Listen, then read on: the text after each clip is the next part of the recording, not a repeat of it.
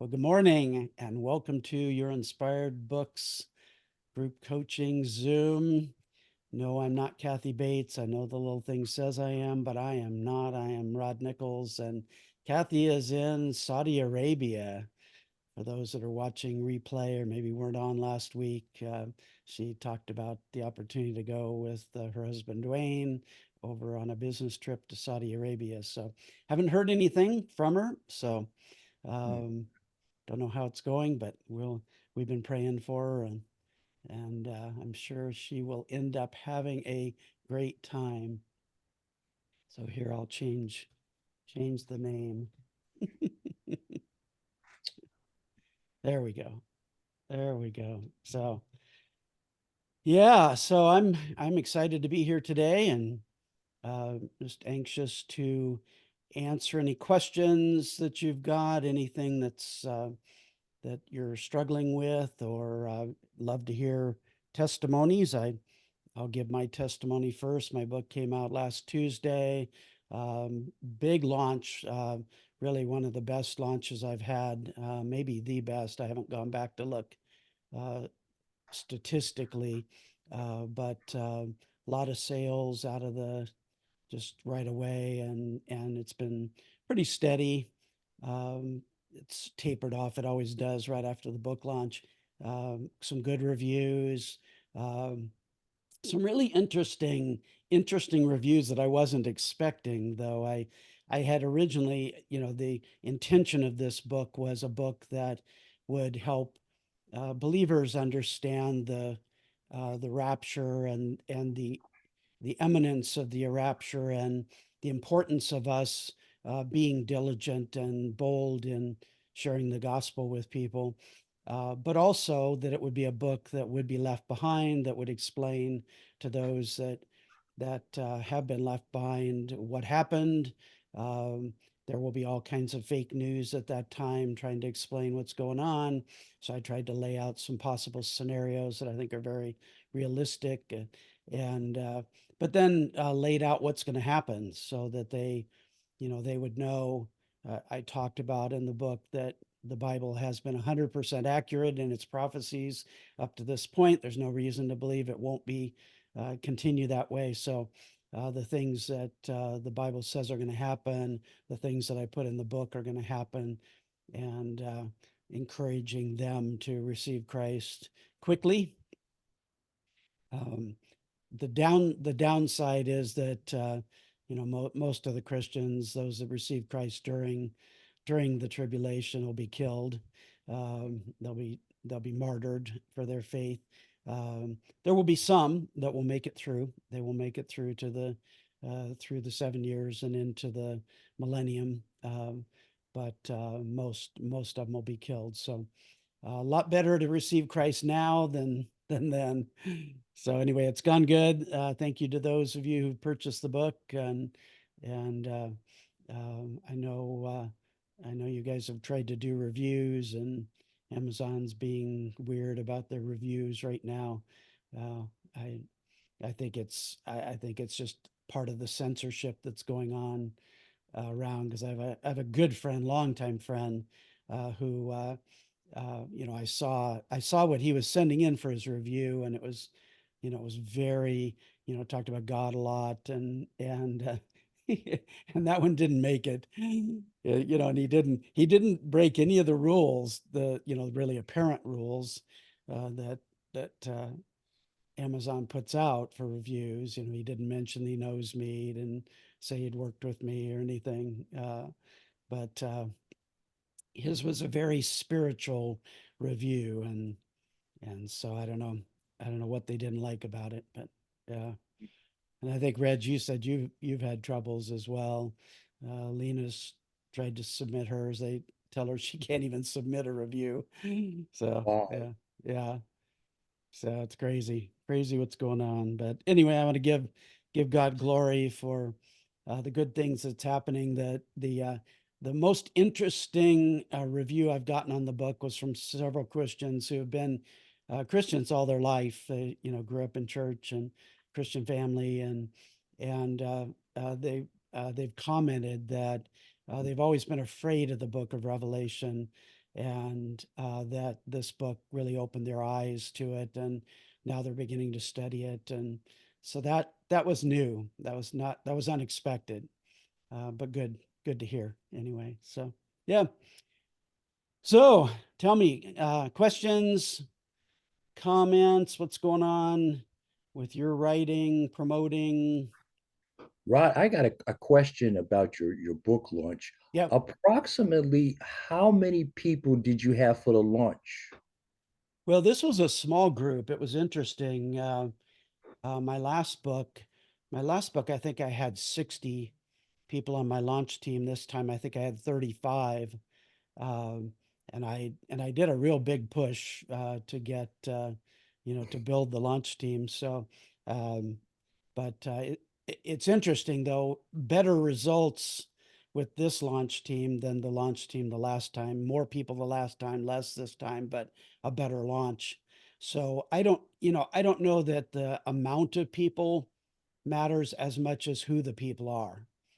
Hmm. Yeah, Hmm. I know Kathy says try to get 100. I mean, that's always been my goal. Hmm. Um, but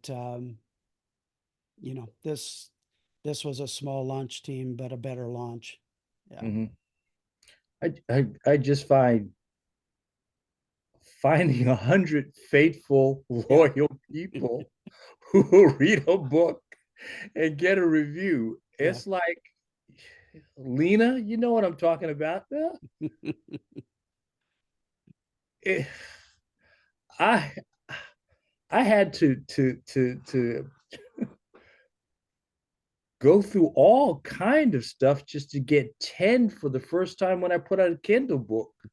And like I probably asked about 25 or 30, and like people who I thought were my friends. That was the surprise. Yeah.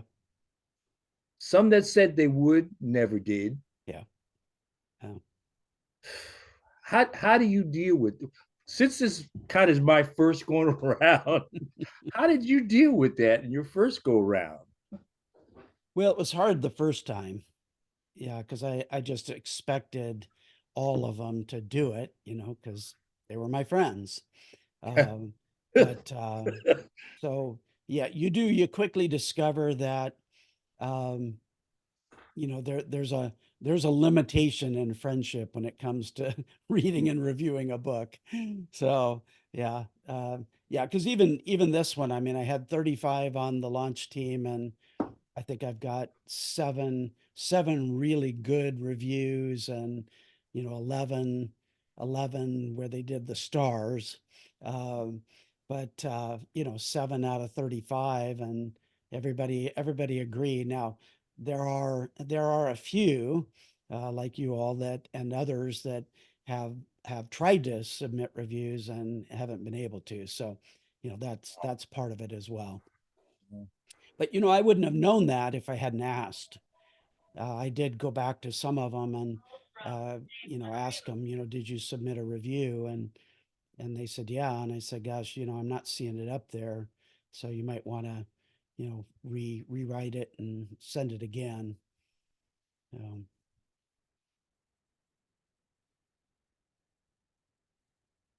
any other questions? Hi, Annette. Good morning. Hi. I was just thinking, you're talking about the censorship, and that scripture came to my mind where the Lord said, "Be as wise as serpents and but harmless as doves." And I just think that we have to give people instructions that they don't have to be hyper spiritual and use a Yeah, lot of spiritual God, Christian lingo and stuff to say that that's a great book and read it, you yeah, know. And that just should be part of our instructions because when we are launching a Christian book like that, uh, because what we want to do is get people to read it. yeah, So, if they can, if they can say it's great, it's helpful, it's whatever, and not put all the spiritual word, the language in there, right. you still accomplish your goal, Yeah, you know, uh, and that's to get people to read. And you know, Jesus was, I heard a coach tell me when I was writing my first book, she said, use the Bible as your example. of how to write a book that appeals to people. Yeah. And, I meditate on that quite a bit. Uh, because when I listen to Jesus's stories, he used common, relatable stories Yep. to get people to understand a spiritual principle. And the people that he really turned off was the people who were hyper religious, Right. and that's really what we want to do. You talked about your book. It's for people who are not hyper religious, Right. you want people to start thinking, maybe those, moderate Christians, or maybe Christians are just um, more carnal than they are spiritual minded, Yeah. more now than they are future minded. And so I don't know, that just came to my mind. We're in a time of censorship, and I say, you know what? God still wants us to reach those people, because Christianity has had to fight this particular thing that we're in right now all throughout our history. Yeah. So we just have to not get discouraged, but use a different way to reach those people that we want to reach in our audience. And to Reg's point, about the launch, everything I did, it was so naive.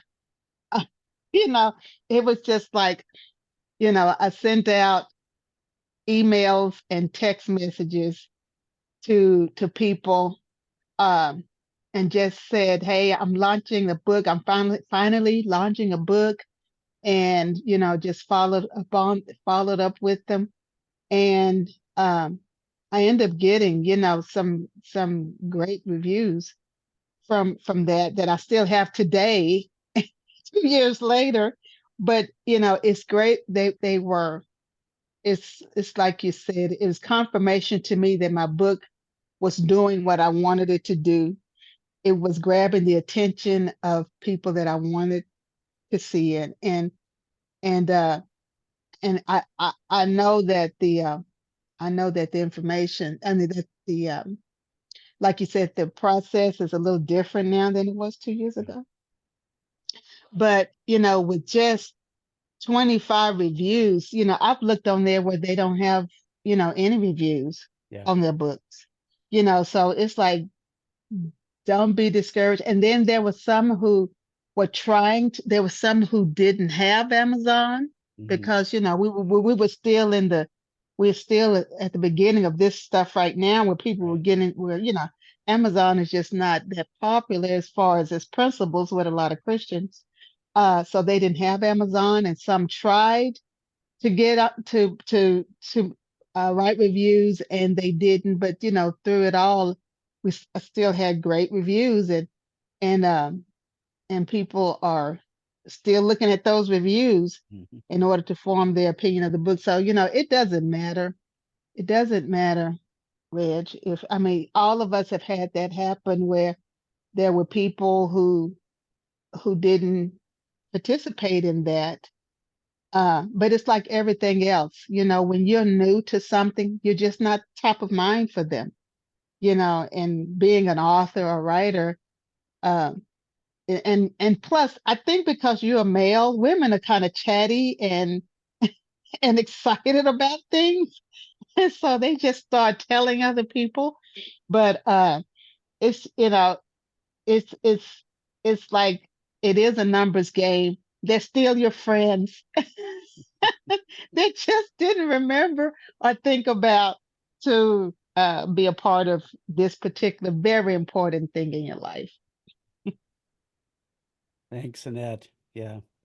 No, that you make a really good point there, and that had occurred to me, particularly with this friend of mine who's a pastor, and he had written a super ultra spiritual type of review, and it got rejected, and I think that's why, because he hadn't really broken any of the other rules. So I agree with you. I think that sometimes the best reviews are the simplest reviews. Where, like, one of the reviews I've got is from a gal that grew up in the church and has been a Christian all her life, and she makes the comment that it just really helped her understand the book of Revelation for the first time. And, that the book was simply written and, didn't have a lot of religious language in it. And so, and that was a review that was accepted and, I think is actually one of the better reviews that's there. So, yeah. But yeah, we can't take it personal, when people don't review. Um, People are busy, got a lot going on. Sometimes we're not their highest priority. I don't know why, but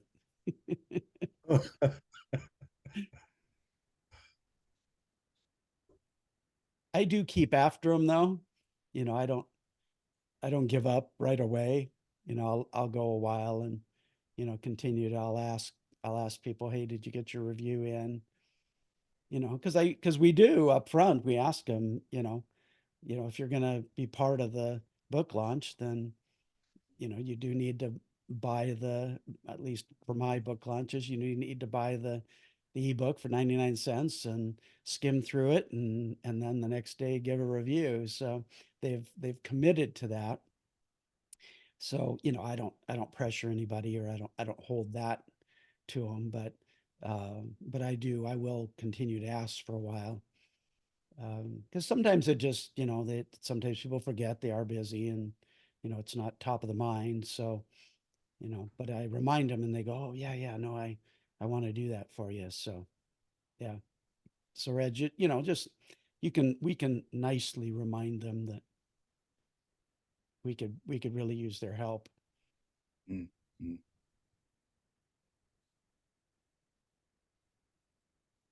Any other thoughts, questions? I mean, hearing from all your experiences, like, there's a wreck. I never really quite think about having a launch team. I think for my part, in this side of the world, there's so many obstacles to overcome. Even for myself, like I'm just thinking about replacing my Kindle. Then I realized that in Singapore, I cannot buy a Kindle. Oh, really? Yeah, I can't buy a Kindle on Amazon. I have to go to another third-party company to buy a Kindle. So I was thinking, Oh. how did I buy my Kindle previously? It was a friend of mine who went to America and he went to the Amazon shop and bought the Kindle for me. Oh. So very interestingly, strangely, so I'm thinking, how many of my friends who are maybe younger or of Yeah. my age would own a Kindle? I think the percentage is super duper low.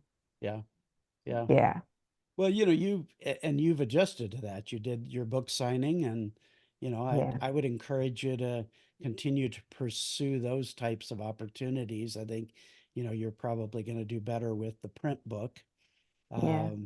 And here in the States, I mean, I've got 5 or 6 guys at our church that are avid readers, but they haven't bought a print book in 10 years. That it's all audible. They listen to books. And Mm. so so that's something I'm looking at now. I've never thought about doing a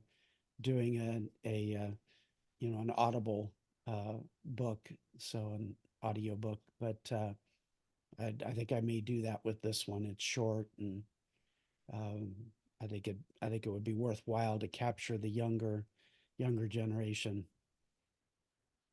I'm Yeah, I still, think it's not just that. I think, now that things have evolved, last time we are forced to, the way we learn is we're just forced to do reading. yeah, But because of technology, I think people are even discovering that they learn better through listening. Like we know we have audio learners, visual learners, kinesthetic learners, right? Yeah. yeah, and that's I have a hard time understanding that because I'm a visual learner, so I cannot listen to something and stay focused on it. My mind goes in 1,000 different directions while I'm listening to something. So, um, if I'm listening to a sermon, I've got to sit and take notes. Otherwise, my mind goes away from what the topic is. So, but there are a lot of auditory learners out there. So, um, I think to have audiobooks in through Audible, I think is real smart these days. Um, yeah.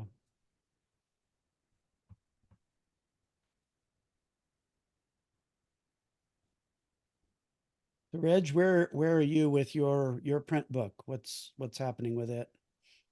Um, I gotta continue to re-upload it, and this this was a slow week for a lot of different reasons. Yeah. Kind of, I tweaked my back, Oh, and that was a whole nother setback. But I still have to re-upload it, and I'm thinking about re-uploading it and pushing back the date for the launch, because after listening to you guys again, it's like, okay, again, into the brink of the waters of a launch team again, once again into the brink. That battle has got to, I guess, be fought again. yeah. So that's probably part of my hesitation. Is, I watched the launching of your book and the emails that you sent up, and that was really valuable information. Watching the process of what you were doing, and in my mind, like, okay, this is the way I got to kind of Yeah. follow the process, follow the model of the people who've been doing it. So I've been slow. I've just been slow, It's okay. That's all right.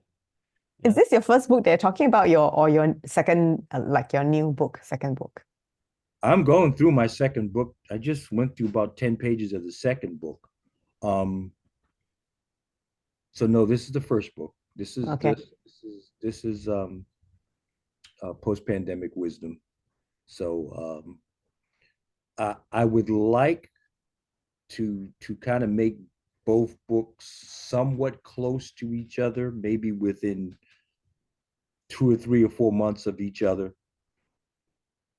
Um, but yeah, I'm going through the second book now in terms of my first editing.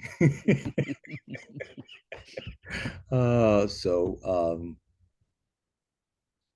yeah, and part of me is like, some of the other people, and Ned has said it too, is like, okay, I may have four things going, and I'm trying to juggle those things in Rod, you may be the best one who can like zero in on one thing and focus and do that thing.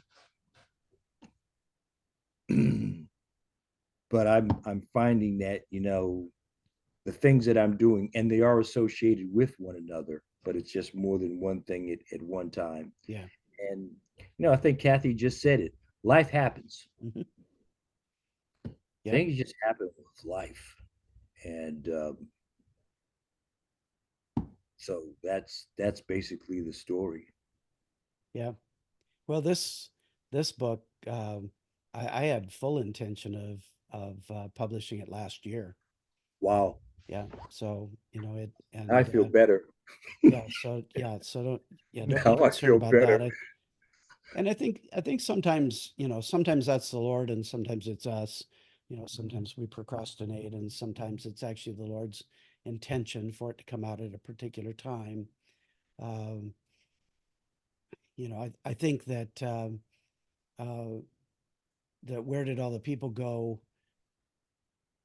My intention was for it to come out last year and then life happened. There was just a lot of stuff. I had some surgery and just things came up at church and yeah, I just took the time away. And then all of a sudden it was the end of the year and the holidays and, then it was the first of the year. And so, um, yeah. And, and actually now that I look at it, I think it's better timing.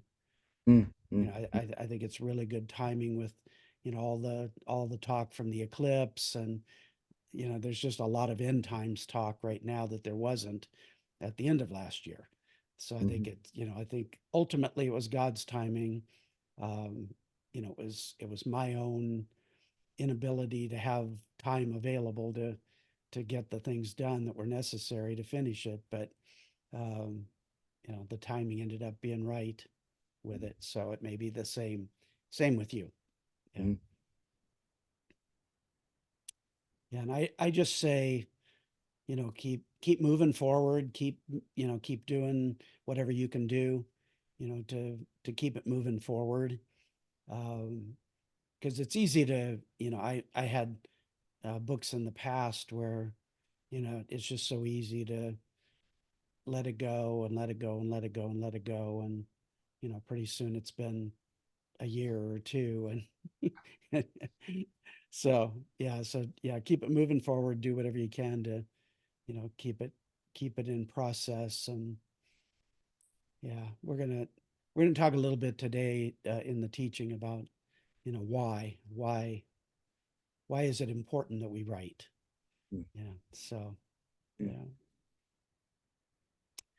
All right. Any other questions, thoughts before we jump into some teaching?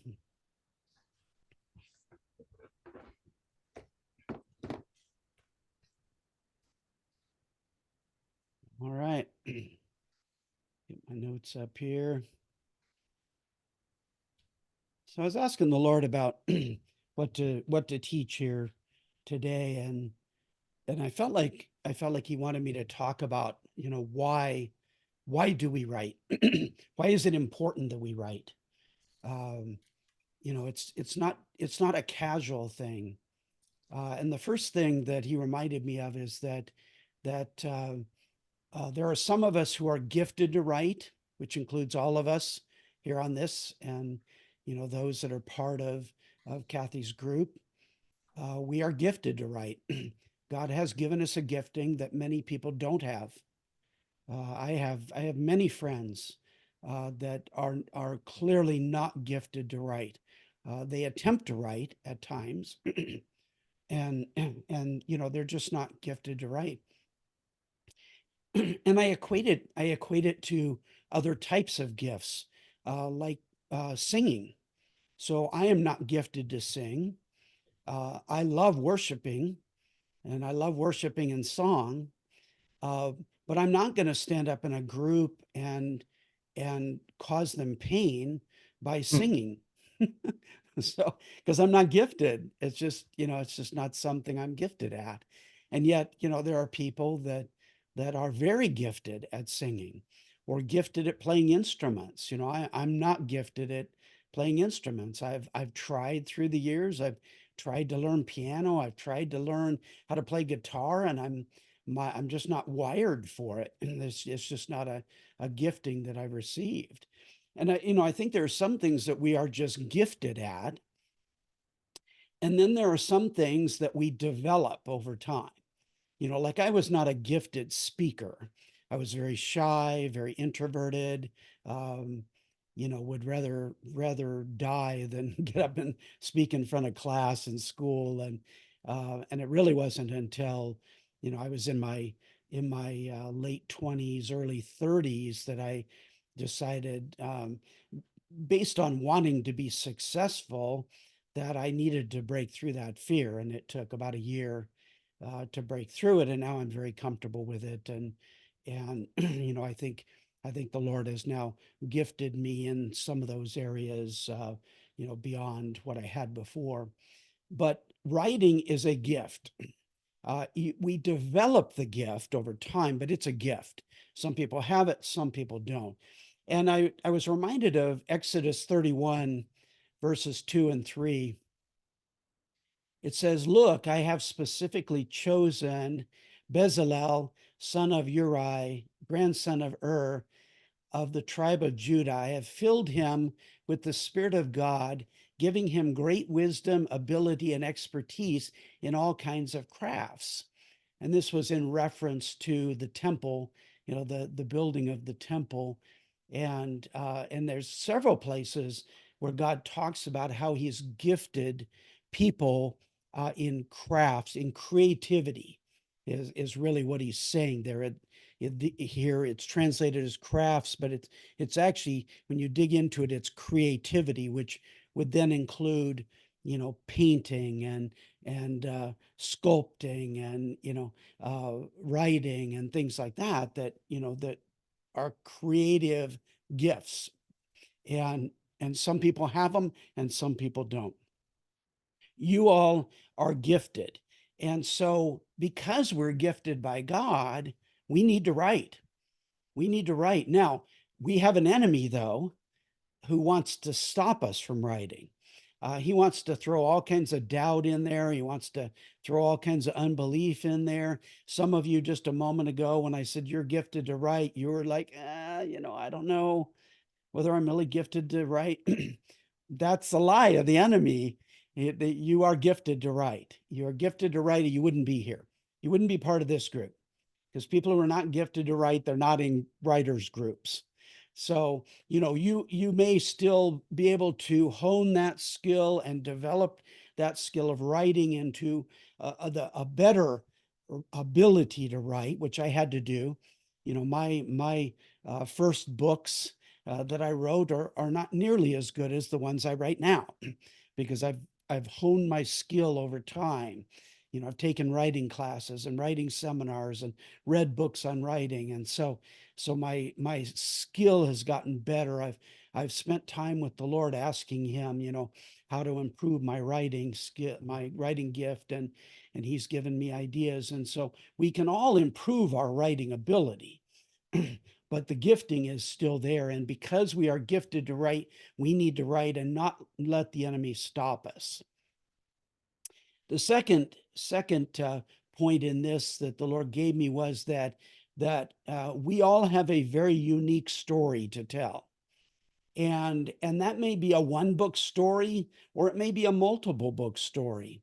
We may find different aspects of our life where we write books. I wrote the book True Disciple, which is my story, my God story. But I've realized over time that I probably have another 5 books out of that story. There are pieces of it that I can pull out and write another book that's going to be attractive and beneficial to a different group of people. And so we all have these unique stories. There may be some similarities to other people's stories, but they're unique because we are unique. We are set apart. We are one of a kind. There's no one else like us, and there was no one else who has lived the life that we've lived. There are people who've lived the life with us, but they've still never experienced exactly the same story that we've experienced. And so because we are holy, as God is holy, in the sense that we are set apart, like God is set apart, we are set apart for his purposes. We are set apart to do his will.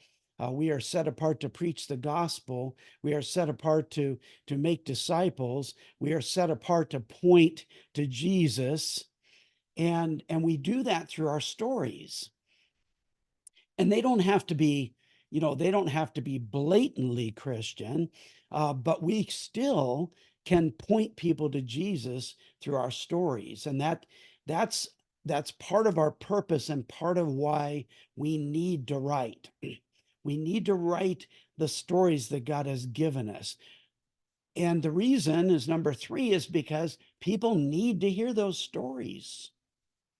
There are people out there right now who need to hear your story. Your story will have a huge impact on someone. And when I wrote True Disciple was really you all have heard that story at different points in time, but it was really just for me at first. I didn't actually think it was going to be a book. I was just in a very dark place in life and really a crisis of faith and really struggling. And the Lord said, write your True Disciple story. And I just thought it was, God giving me an exercise to go through and remind me of how good he had been and all the good things and cool experiences we had had together. And then in the end, it became a book, and it was a book that then impacted other people's lives. And I got feedback from people that, they loved hearing about this part of my story. And so So we need to write because we're gifted. We need to write because our story is unique. And we need to write because people need to hear that story. They really need your story in order for God to help them get past the things in their life that they're dealing with. And so when we write our story and someone reads it, then it opens them up to the Holy Spirit coming in and drawing them into a more deep and intimate relationship with Him.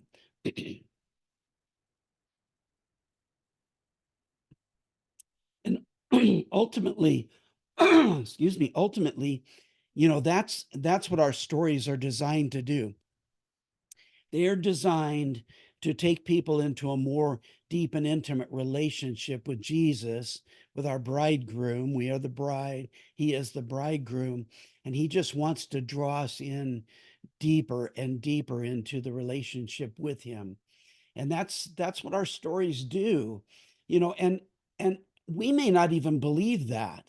We may not even see that, how that can happen, but once we get our book out there, once we get that first book out there, once we get that second book out there, we'll start to get feedback from people as to what it's done in their lives. And we start to realize that, oh, okay, I see how the Holy Spirit's working in that person's life.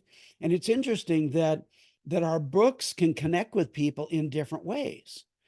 So you'll have one person that'll come back and say, "Oh my gosh, this part of your book just really touched me and really caused me to think more about God and about Jesus." And then you'll have someone else come and talk about a totally different part of your book that did the same thing.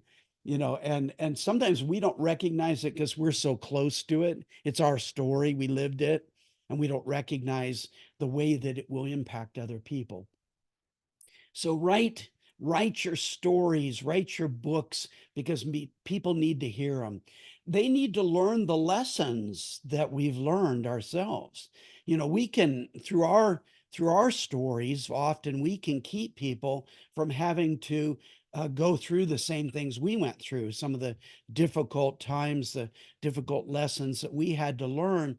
We may be able to keep someone from having to go through that and shortcut their process in getting to that relationship with the Lord.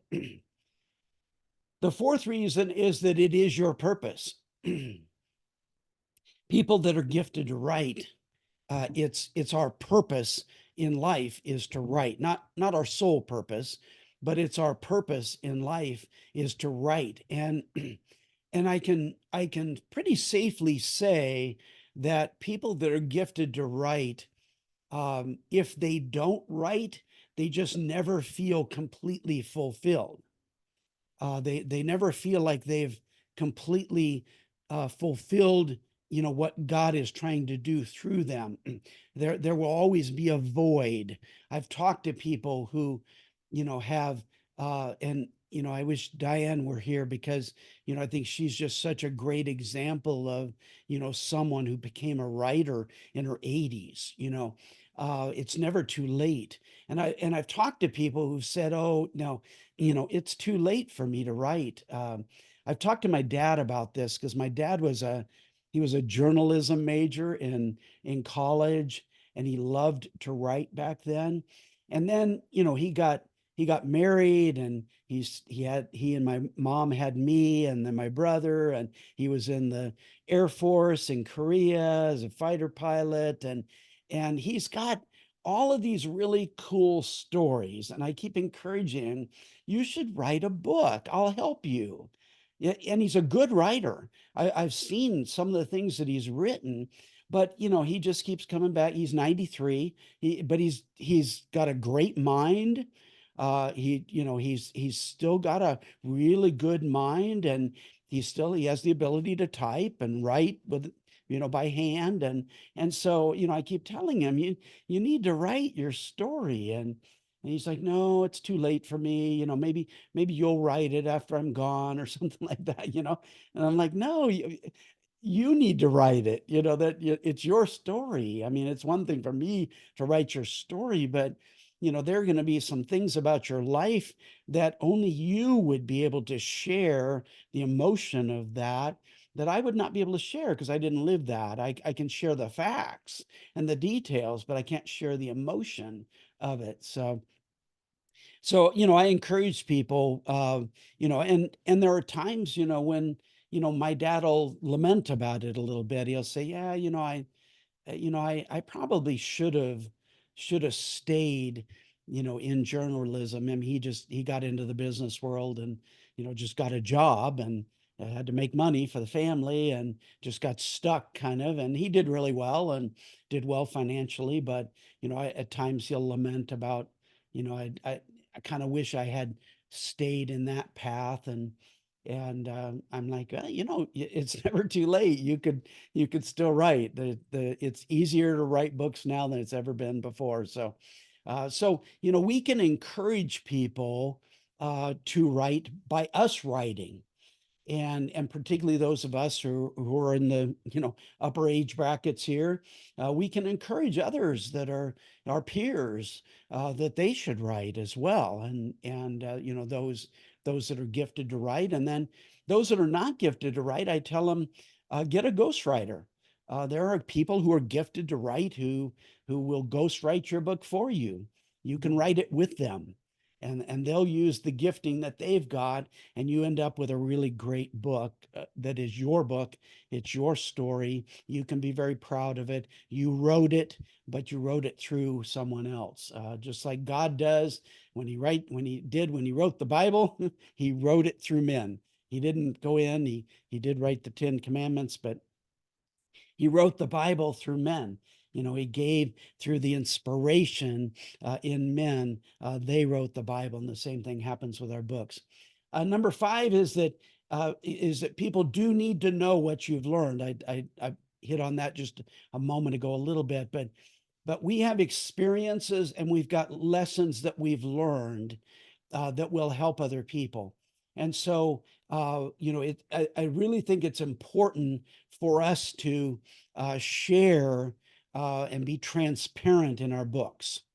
I think sometimes that's the hardest thing that we as Christians, we have a hard time doing that, being transparent, because we don't want people to look badly on us and that kind of thing, or it's an ego thing, pride, those types of things. But the more transparent we can be within reason, I think there's certain areas where we've got to be a little bit careful, particularly if it relates to other people or even, the church, or, I think it's always good to not necessarily mention a particular church, or a particular pastor or anything like that. If it's something that's negative, if it's something that's positive, that's great. But I had a great example of this. The first book that I published, I had written some other books that still have really never been published.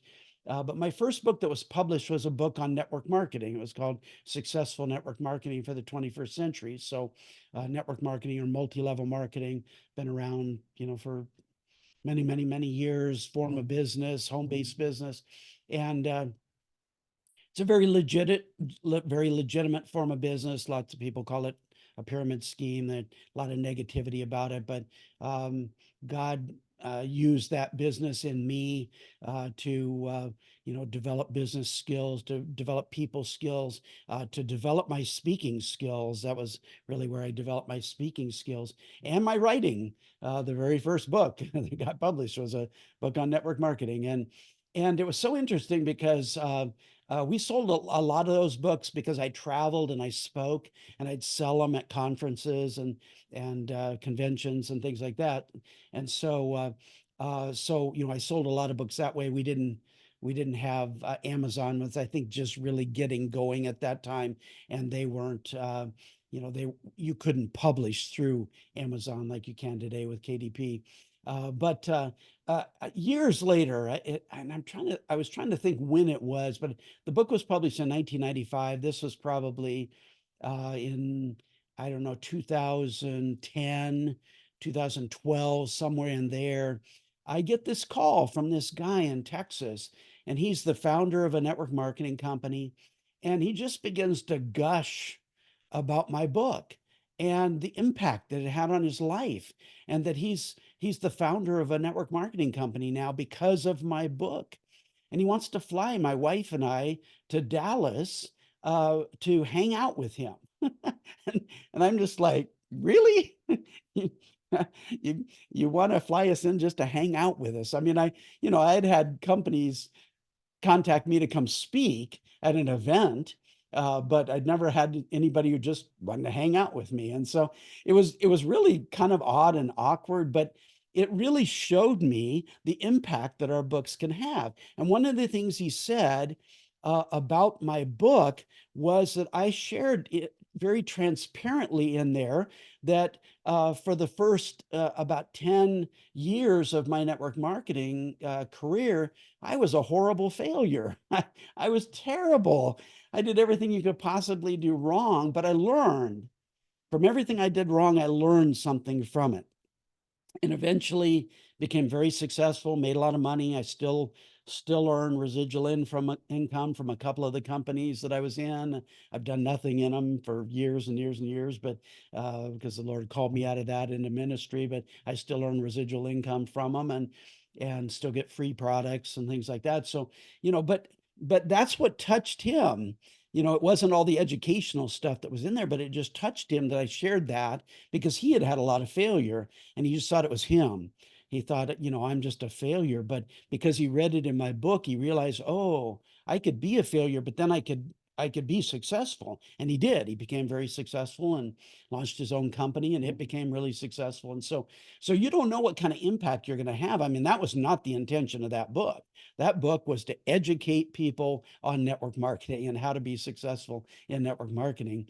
And yet, this guy, what he got out of it was just the transparency about me being a failure in it. So you don't know what impact your books are going to have on people. All right, number 6 is because it's your legacy. There is no better way to leave a legacy. Well, okay, your family, and making sure that all kids and your siblings and spouse and parents and all the people in your life get saved and go to heaven. I mean, that's a fantastic legacy, and we can do a lot of that through our books as well. But when we die or when we're raptured, our stories stay behind, and they stay behind to bless other people. Our kids, our grandkids, our great grandkids. We're into the great grandkids level of life now, and so when we're gone, those are the things that they're going to know our story because of the books that we've written. My dad, because he never wrote that book, and I knew, he's kind of on borrowed time at 93, that I didn't really know a lot about his life. He never talked much. He didn't really share much about his life. And so, because of COVID, I started doing a Zoom. My brother and I started doing a Zoom with him every week because he was there. He was in a retirement facility, and they were in lockdown, and so he was really lonely. And so we'd do a Zoom with him every week. And, he really seemed to like that. And he really thrived. He talked a lot on it. And I thought, I think I'm going to just get him on Zoom and ask him questions about his life and let him talk. And so I've got about, I don't know, 10 or 11 hours of Zoom recording of him talking about his life. And I learned so much about him, but I wouldn't have had that because he never wrote the book. So we need to write our books. We need to write our stories because we leave it behind. We leave it as a legacy for the people, that are going to be behind us after we pass on. And the last one, number 7, is because God wants us to write. He wants us to write. He's gifted us to write. It's part of our purpose. And it's not about making a lot of money. It's not about gaining fame. Now, God may bless you with that. We see stories of that in the Bible.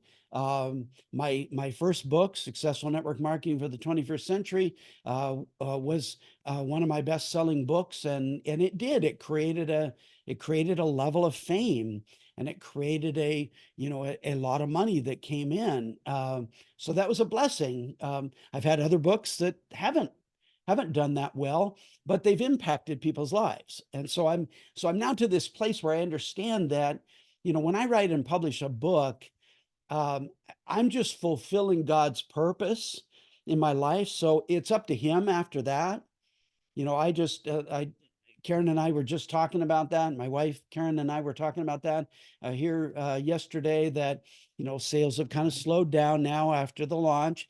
And I'm like, you know, it's in God's hands now. I'm doing what I can. I'm doing what I can to promote it, but it's truly in his hands as to what he wants to do with the book.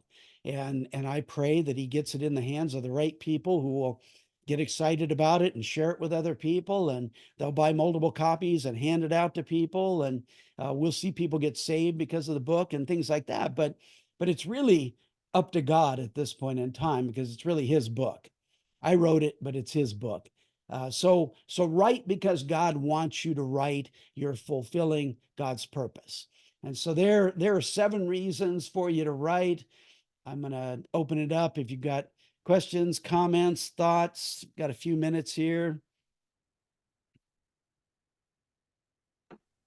Yeah, Rod, actually, when you're sharing, I was going to like wait for you to finish and ask, you know, you should probably do like an interview thing with your dad, and then, you know, you can write the book for him in future, you know, just do it like a conversational, piece, different format of writing the Yeah. book, right? Yep. Yeah. Yep. So I've got a lot of material there. Yeah. My sister said years ago that she wanted the 2 of us to write a book about our mother. So she got Mom one of those books that gives you prompts. Mom has filled that out. She has added blank pages for years. She said, "You girls better get busy and write my book before I die." She'll be 93 in August. She won't turn loose of the book so that we can get it typed, so that we can give it to people, you know, even if it's just to, you know, our family. Yeah. And it's like, you know, Mom, you got to turn, she's let all of us read it, but she won't turn loose of it so that I can type it up for her. Yeah. I learned some things about my dad that I didn't know. She's one of the most spiritual women I've ever met in my life. Wow. And she just, I don't know what it is. And it's like, you know, you've got to get this done before I die. How much longer am I going to be here? But it's like, Mom, you got to give it to me so that I can do this for you. That's right. Yeah. Yeah. We're not getting it. we're not getting it through the spirit realm. You're going to have to give us the print. Right.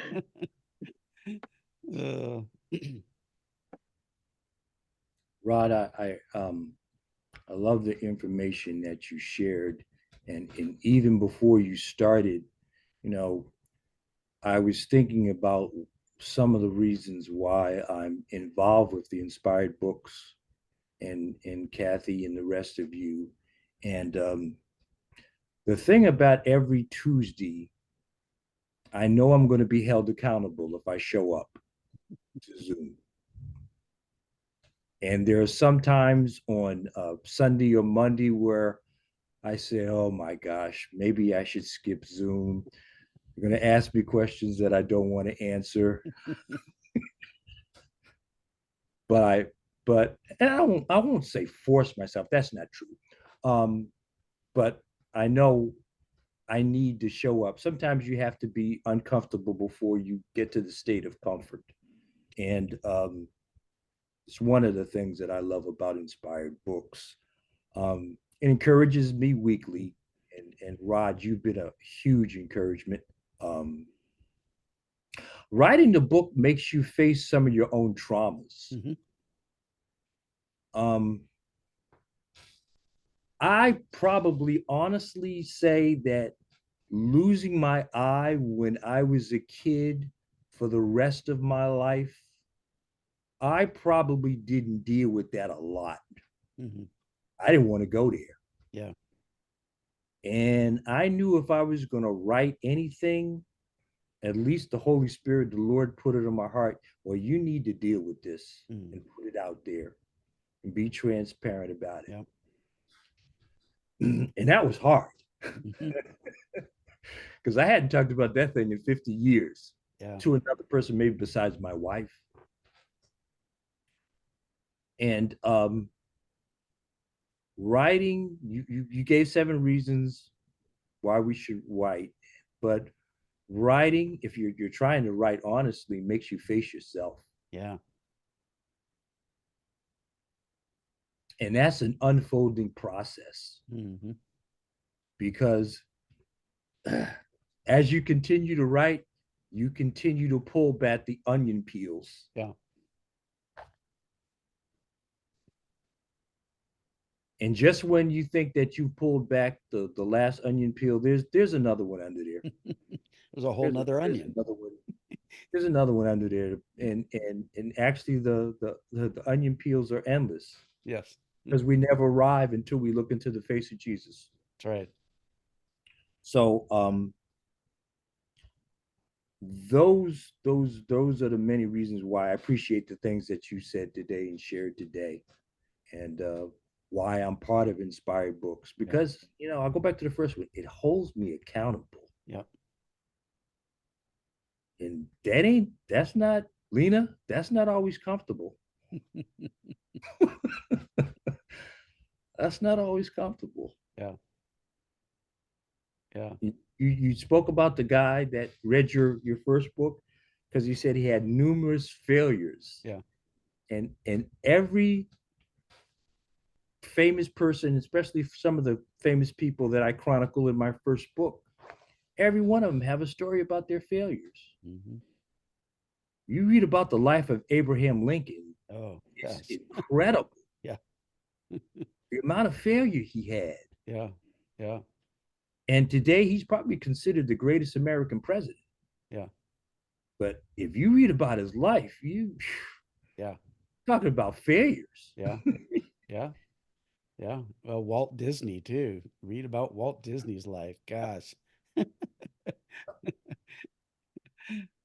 Yeah. Yeah. Just, really, and, almost anyone, if you read the autobiography of pretty much any famous person, you'll find that, they had lots of failure and lots of adversity and had to break through a lot of things that most people don't. They get stuck somewhere there and they don't finish. And that's the difference between, those that are very successful and those that aren't successful. So, and that's why Kathy continues to push all of us, to get our books done, to get them written, to get them edited, to get them set up and published and promote them. And because she recognizes that, that's the difference. It's the difference between the average person out there and someone who, just publishing a book makes you very successful, because although there are a lot more people publishing books these days than ever before, but still, when I look at the people in my life, I only know, other than this group right here, I only know a handful of people that have ever published a book, out of hundreds and hundreds of people that I know, in our church. I think we've got 2 people in our church that have published a book. So, this is uncommon.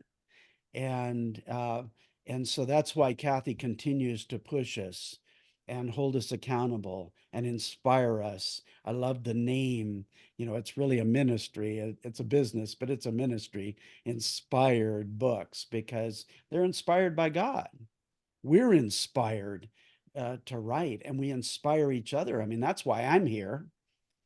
I've gained some things from Kathy, like the launch team. I mean, I never did a launch team with any of the other books until I connected with Kathy and learned about doing a launch team. And so, so I've gotten a lot of things, through her in that way.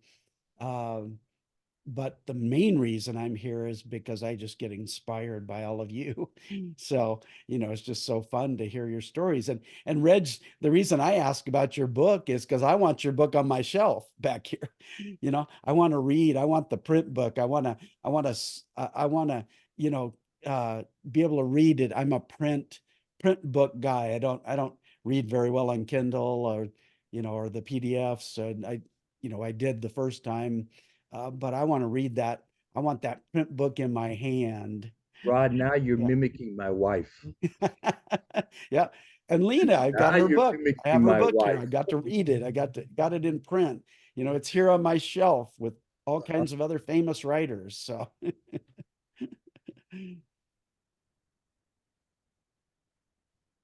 well, good. Any other thoughts, comments, questions?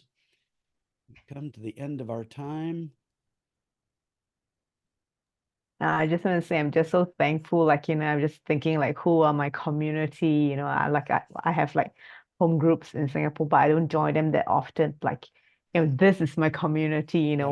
where we're on this journey together. Yeah. Yeah. Yes. I'm thankful for each and every one of you. Yes. Likewise. We are thankful for you, Lena. Yeah, you are definitely an inspiration. Yeah, you are an inspiration. So, and I think you will be to a lot of people. So, Amen to that. I just want to thank you, Rod. That was a very motivating. So I think we all need encouragement. I just wanted to share real quick, and I have to go get on another call. But we're talking about the perfection, and you never get it perfect. Well, I paid the price for trying to make things perfect.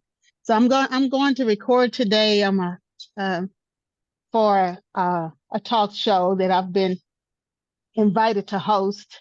But in my process of trying to find a copy of my manuscript, because I had a hard time because I have so many versions of it, to find the one that's in my book, I actually deleted my book oh no. from Amazon. How about that?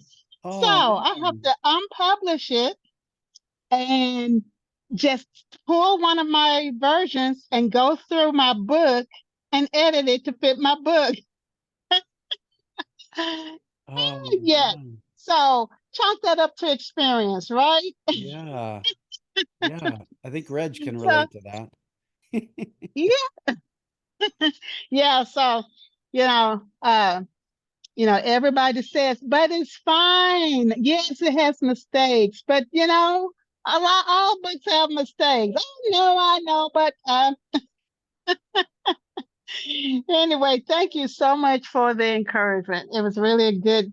I'm like Reg, I almost gonna get on today, but because I just have so much on my schedule. But I said, you know what, I can get on and listen, and I'm glad I did. Thank Yeah. you. Good. You're welcome. Well, glad that everybody was on here today. It's good to see all of you. Love you all. Have a great week. God bless you. Keep writing. All right, see you next week.